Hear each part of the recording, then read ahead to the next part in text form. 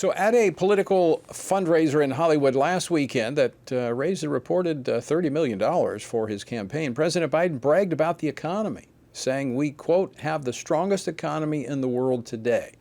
That's not hyperbole. That's what he said. Really? What about the 20% cumulative inflation that is crushing working families struggling to pay rent and buy groceries? I mean, just yesterday, the Congressional Budget Office projected this year's federal budget deficit will be $400 billion higher than previously reported, skyrocketing to a $1.9 trillion. Now, as the election approaches, will voters look to a future Trump administration to reverse this years-long trend for our economy that's driven up prices as inflation has increased? Joining me now to discuss this, Dr. Dave Brat. He previously served in Congress and is now the Dean of the Liberty School of Business. Dr. Brat, welcome back to Washington Watch. Hey, thanks for having me on, Tony. So your reaction to President Biden's claim that he has the strongest economy in the world? Yeah, well, that's you covered a lot of it right there. It's absolutely false. And the biggest indicator is productivity, right, and economic growth.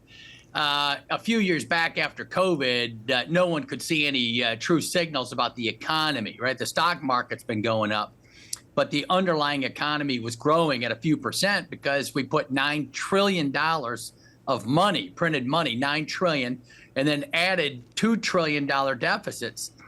Fiscal spending, right? So it's just lopping on another 10% to your economy, borrowing it from Uncle Sam over here and shoving it over here into the government accounts. And of course, you can say, right, because government spending counts as economic growth, that the economy is doing well. Well, it's not doing well. Now, economic growth has shrunk from 4 to 3 to 2 and now below 2.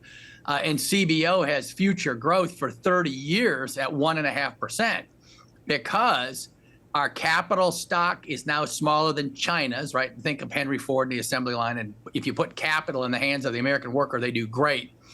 We have 40% illiteracy rates across our inner cities for reading, so they can't go on to make progress as kids and human beings and children of God.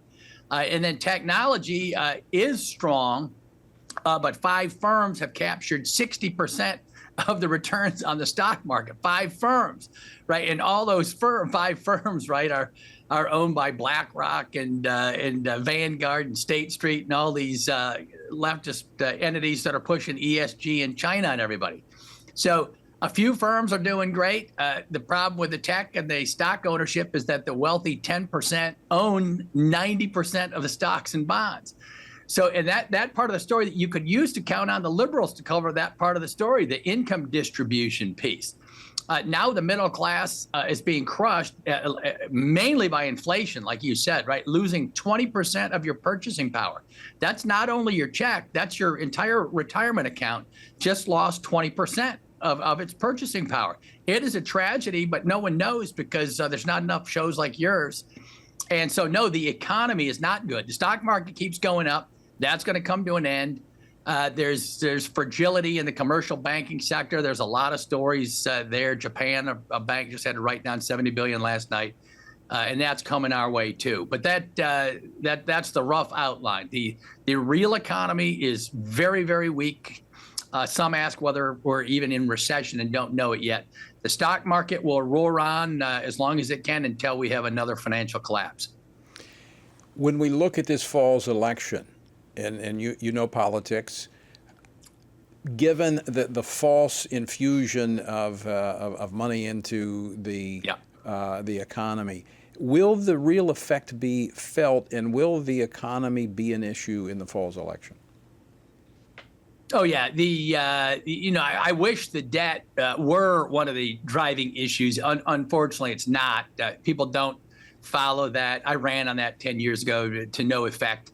And then I wish a few other things mattered. Productivity is the most important thing, but it doesn't. But the one thing that does matter is the gasoline price and inflation in general.